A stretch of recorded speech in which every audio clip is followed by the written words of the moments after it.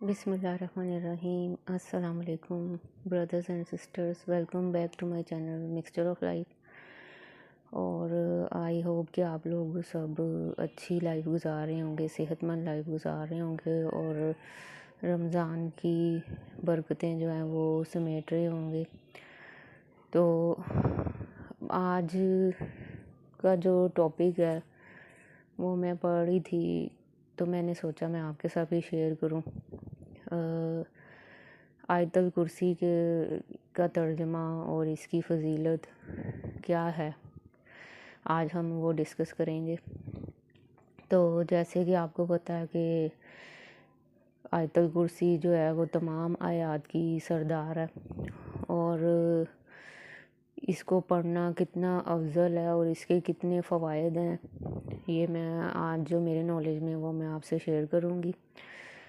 سب سے پہلے تو ہم اس کے ترجمے کی طرف دیکھ لیتے ہیں۔ عربی تو سب کو آتی ہوگی، اللہ لا الہ الا هو الحی القیوم۔ تو اس کا ترجمہ ہم شارٹلی دیکھ لیتے ہیں کہ اللہ وہ ہے، اس کے سوا کوئی معبود نہیں، کارخانہ عالم قائم رکھنے والا، یعنی اللہ کے سوا کوئی معبود ہے ہی نہیں ہے۔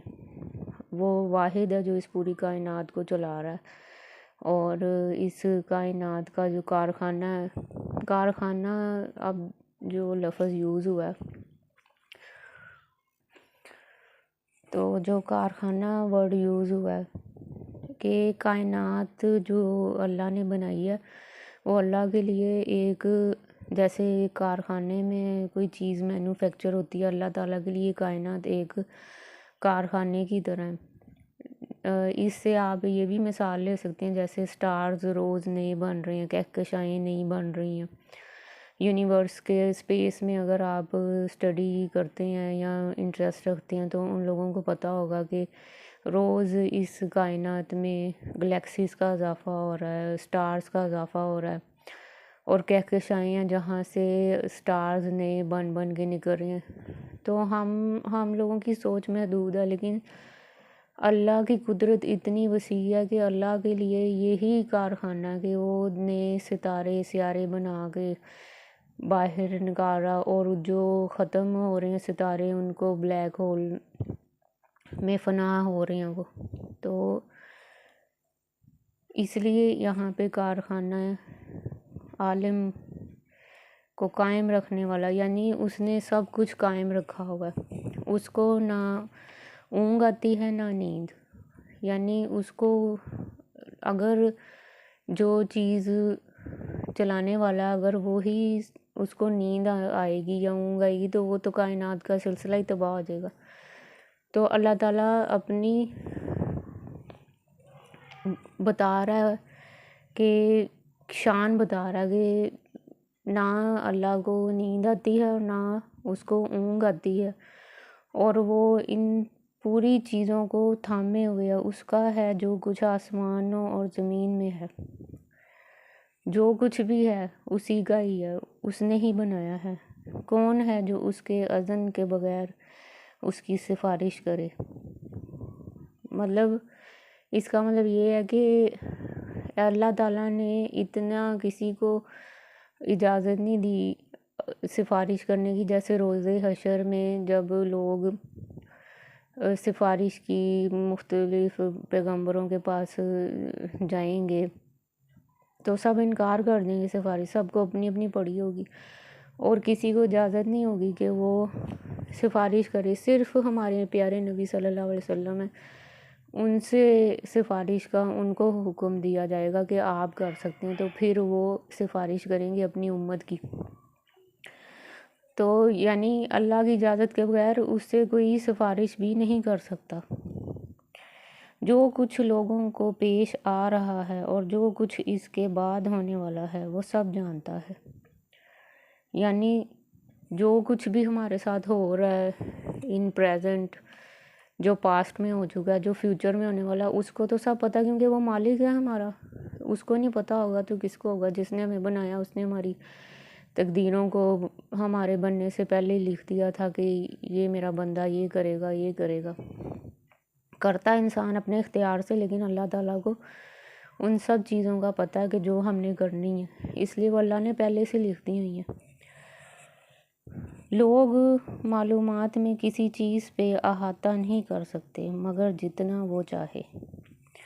یعنی کہ اللہ تعالیٰ کا جو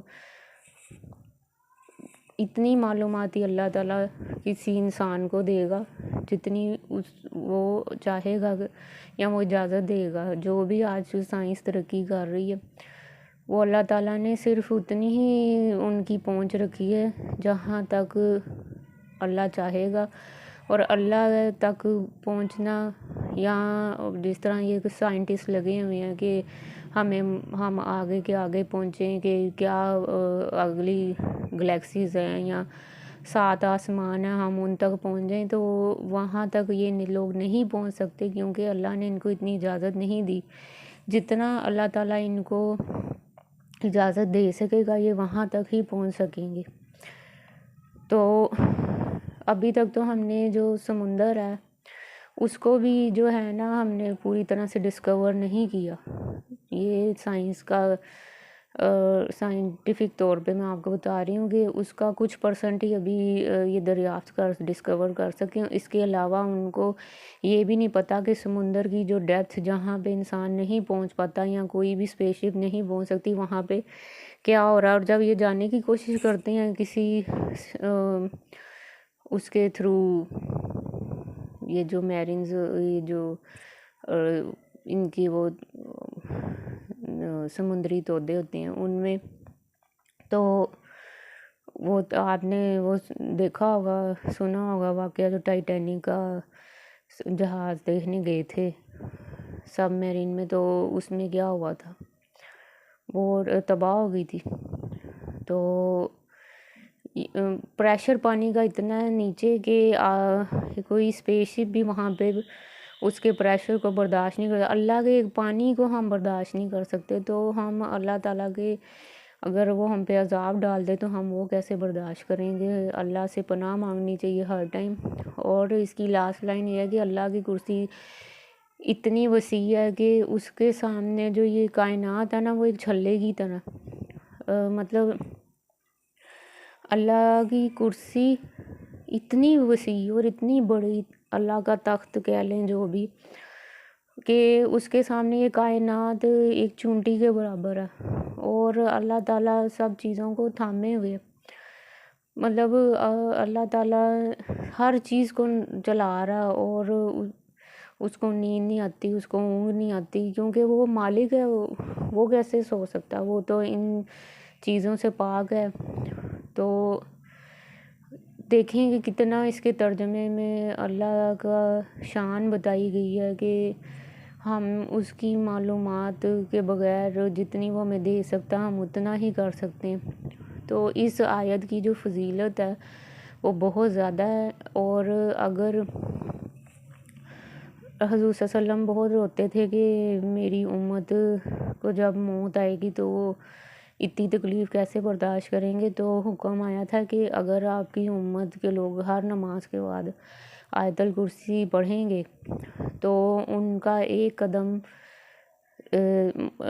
موت کے اس طرف ہوگا اور دوسرا قدم ان کا، یعنی ایک قدم دنیا میں ہوگا اور دوسرا قدم جنت میں ہوگا. یعنی اتنا کم فاصلہ ہوگا موت اور جنت کے بیچ میں. اور یہ ایک قسم کی خوشخبری ہے ہم مومنوں کے لیے. تو آپ پلیز اپنی عادت بنائیں کہ ہر نماز کے بعد ایک دفعہ آیت الکرسی پڑھ لیا کریں. یہ موت کی سختیوں کو دور کرے گی. اور اس سے اگر آپ اس کو رات کو پڑھ کے اپنے پہ دم کر کے اپنے ارد گرد حصار بنا کے اپنی فیملی پہ دم کرتے ہیں تو ایک فرشتہ تعینات ہو جاتا ہے جو ساری رات آپ کو آپ کی حفاظت فرماتا ہے ہر قسم کی شر سے، کیڑے مکوڑوں سے، زہریلے اور ہر قسم کے شیاطین سے آپ کی حفاظت فرماتے ہیں. تو اگر ہم کہیں جاتے ہیں घर को अकेला छोड़ के। तो अगर हम आयतल कुर्सी पढ़ के 3 बार दम कर देते हैं दरवाज़ों पे, तो कोई चोर या कोई भी नुकसान हमारे पीछे से माल को नहीं हो सकेगा, हमारे घर में कोई चोर दाखिल नहीं हो सकेगा। और अगर हम इसको पढ़ के दम करके बाहर निकलते हैं तो एक, जैसे कि मैंने आपको बताया कि एक फरिश्ता तैनात हो जाता है जो आपकी पूरा टाइम हिफाजत करता है, आपको हादसात से बचाएगा, आपको मुसीबतों से बचाएगा। तो जब आप घर से बाहर निकलें तो तब भी इसका दम करके निकलेंगे, अपने ऊपर फूँक के, अपने बच्चों पे फूँकें जब वो स्कूल वगैरह जाते हैं। तो मेरी तो ये आदत है कि मैं हर नमाज के बाद इसको पढ़ती हूँ। तो आप ये सदका जारिया कि मैंने आपको भी ये चीज़ बताई है, और अगर आपकी ये आदत बन जाती है तो ये मेरे लिए भी सवाब का बायस है। तो आई होप कि आपको ये वीडियो पसंद आई होगी, एंड प्लीज़ मेरे चैनल को सब्सक्राइब करें, और रमज़ान का महीना है, मेरे लिए भी दुआ करें, अपने भी इबादत को पूरा रखें। और आई होप कि आपको अच्छा लगा होगा, ये वीडियो से आपको बहुत फ़ायदा होगा। तो मिलते हैं नेक्स्ट वीडियो में। टिल देन अल्लाह हाफिज़।